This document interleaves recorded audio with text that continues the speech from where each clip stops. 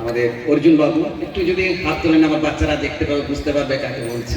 একটু যদি হাতারি থেকে নিয়ে আসো বাপ্পা হেডমাস্টার অফিস থেকে ব্লক সভাপতি আমাদের জয়পুর ব্লক সভাপতি ঋষিপদ গোপ মহাশয় এবং মঞ্চে উপস্থিত আছেন আমাদের প্রাক্তন সভাপতি দেবেন্দ্রনাথ পরামানিক মহাশয়, আমাদের উপস্থিত আছেন প্রাক্তন শিক্ষক সুভাষ মাহাতো মহাশয়। একটু উঠুন, ছেলেরা চিনতে পারবে অনেক, কিন্তু উপস্থিত আছেন আমাদের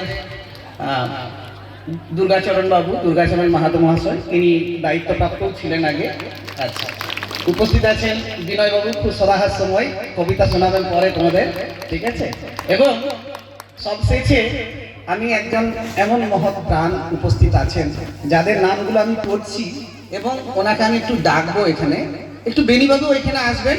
আমি আজকের দিনে এই নামগুলো বলার যে সুযোগটা পাচ্ছি এটাই আমার কাছে সৌভাগ্যের বিষয়।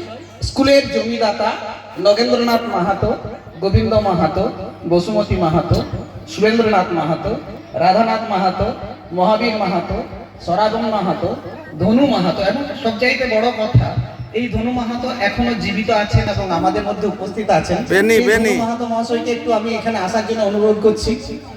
আচ্ছা আচ্ছা আচ্ছা, সরি আমি ভুল বললাম। সুচান মাহাতো, নটবর মাহাতো, গৌরীনাথ মাহাতো, জগন্নাথ মাহাতো, কেদার মাহাতো, বেনি মাহাতো, এই বেনি মাহাতো আমাদের মধ্যে উপস্থিত আছেন। একটু হাততালি।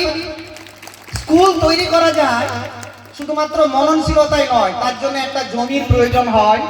এই যে বিল্ডিং দেখছিস, এত সুন্দর স্কুল দেখছিস, আজকে এই স্কুলে 2660 জন আজকের দিনে আমাদের